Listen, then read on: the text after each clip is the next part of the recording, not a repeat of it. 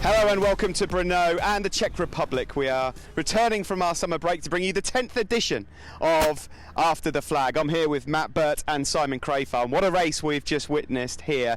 The closest podium finish that we've had since 2006 when Toni Elias won in Estoril. Andrea Dovizioso victorious here today ahead of his teammate Jorge Lorenzo and Marc Marquez, who extends his championship lead going into Austria. Matt, we'll start with you. A fantastic race and a bit of a chess match at times out there. The pace was a lot slower than we thought, but all three of us, I think, just about picked out Dovi as the race winner, and Andrea delivered. Yeah, I want Marc Marquez to be picking my lottery number, Steve, because he called it absolutely spot on. What a prediction by Marc. He said all weekend that Andrea Dovizioso and Jorge Lorenzo were going to be his big threats.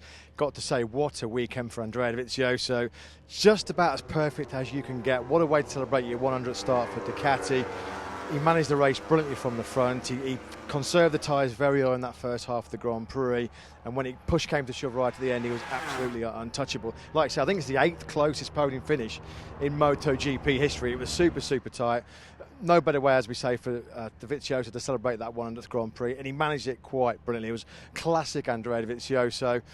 I think it's too late for him in the championship, but it was an absolute epic classic battle which we'll remember for a long time. He was kept very honest, wasn't he, Simon? In the early stages by Valentino, he even said in the press conference a little while ago that his strategy at the start didn't work because he was actually trying to break people away from him, and he couldn't shake them off. And then later Marc and even his teammate Jorge giving him a good go. Yeah, apart from the little lull in the middle, it was a great race. You know, I loved the end. You know, you really didn't know who was going to win.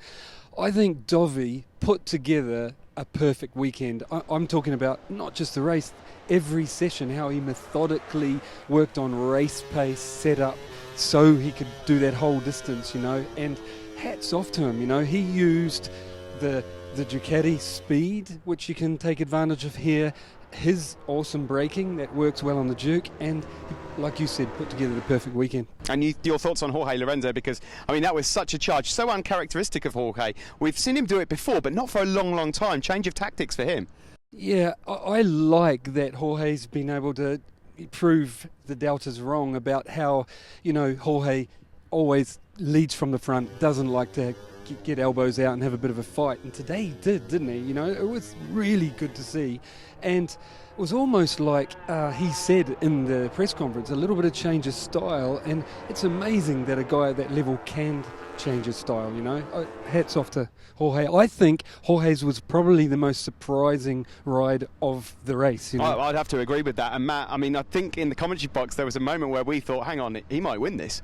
Yeah, absolutely. I think Jorge Lorenzo himself, Steve, felt like certainly in those last few laps he was probably a tenth or two faster than Andrea Dovizioso, so he just couldn't get that terrier snapping his heels away from him, could he? Marc Marquez, I mean, one of the best moves we've seen all the race was that brilliant move, Lorenzo on Marquez at turn 13. He said he was carrying so much momentum, saw the door open on Andrea Dovizioso, thought, well, I'm here, I might as well stick it underneath my teammate as well. It was absolutely epic stuff. Like Simon said, very unlike Jorge Lorenzo. His hand was kind of forced because he didn't get his normal lightning launch off the line. I thought, well, I'm going to have to manage the tyres, but if I get out to the front, we'll see what happens. But he was third and fourth very early on, and he decided to just sit there and let the race come to him very, very close. So close to victory. I think the key was coming out of Horsepower Hill. Dovizioso had the better drive grip. I think Lorenzo was better on the front end, which is hard to be better than Andrea Dovizioso on the brakes, but he just had that crucial advantage in that final sector, and Lorenzo just couldn't quite get close enough. And as far as Marc Marquez is concerned, job done really, because he's extended his championship lead. He was part of a brilliant race, but I mean, even he called that. He did. I mean, sometimes you just got to swallow it and take your medicine. I mean, all weekend he's kind of feared. Right from the get-go on Friday, he knew Andrea Dovizioso was going to be tough, and what he saw from Lorenzo in FP4 on Saturday, he knew Lorenzo was going to be in the game as well. The Ducati excelled in two areas here.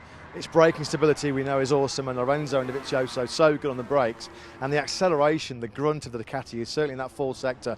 Got to say, hats off to Marc, because he still took a lot of risk to hang in there, and to be only a couple of tenths off the Ducatis on a circuit which Marc and the Honda traditionally don't like, it just shows why he is the reigning world champion and why he's so strong. Because if a bad day was third, well, what are his good days like? Your thoughts on that, Simon? Well, Carl Crutchlow pointed it out last night in the his debrief that you look at the Ducatis, they're running hard front tyres, you know, and if they can run the hard, then the Honda's going to be a little bit in trouble. And I couldn't agree more. Also, Marquez mentioned towards the end of the race he couldn't go as deep on the right-hand side of that front, you know, that was getting such a hard time without feeling like it was going to go. And to me, with all that taken into account, Mark did a great job, man. He did exactly what he said he would do. If it came to it, he would not fall off. He would make sure he got the points. And how did he put it? Be smart, you know. Hats off to him. Valentino Rossi finishing fourth. It looks like from the outside, based on what he said yesterday in the press conference after qualifying, that was probably about the best he could manage here today. Well, as Mark pointed out on the grid, Valentino came out like he so often does and finds something extra in warm-up, and even Mark was worried. He thought, and he was there. He led the race for a while, and like amazing.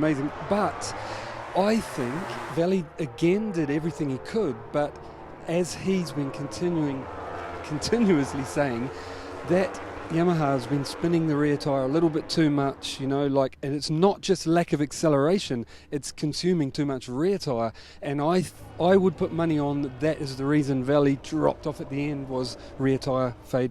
Well, it's a big day here tomorrow, of course, testing-wise for Yamaha. Maverick Vinales, well, we'll have to talk about him when we get to Austria. Disastrous day for him. Disastrous weekend, as he was involved in an incident with Stefan Bradl and Bradley Smith. But we should talk about fifth place, of course. Cal Crutchlow was a part of that race for large stages. He just got robbed of that fourth place from Valentino on the last corner.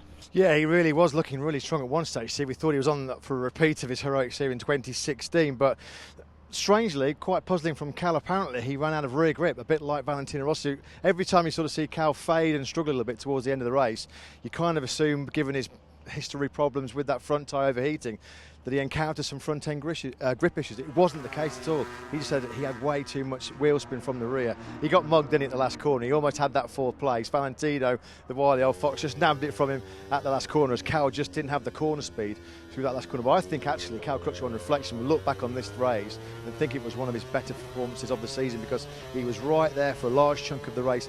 The key for me was Dovizioso, Marquez and Lorenzo, as we suspected.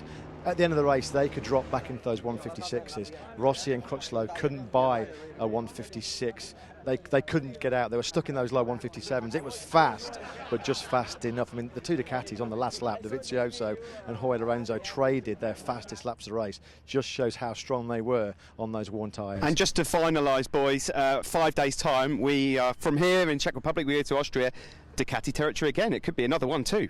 I call it the Austrian drag strip, you know. It's Ducati territory because it's got slow turns that lead onto long straights, and that, to me, it's a little bit sad because it comes down to engine that, you know, and braking rather than rider skill. You know, the balance is tipped a little. So, I mean, it's Ducati territory. One thing is for sure, Matt, is that it would give Ducati such a boost if they were able to go to Austria and repeat the result like they did today. Well, the pressure's on, isn't it, Steve? I mean, we think it's almost a foregone conclusion.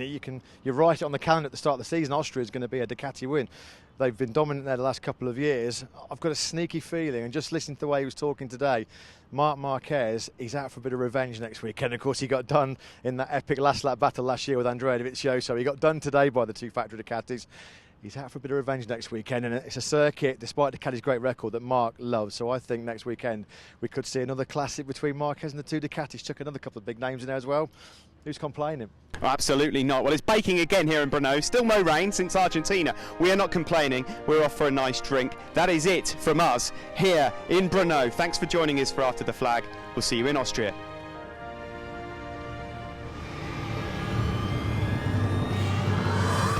Someone's down in turn 3. Well, that's Maverick Vinales.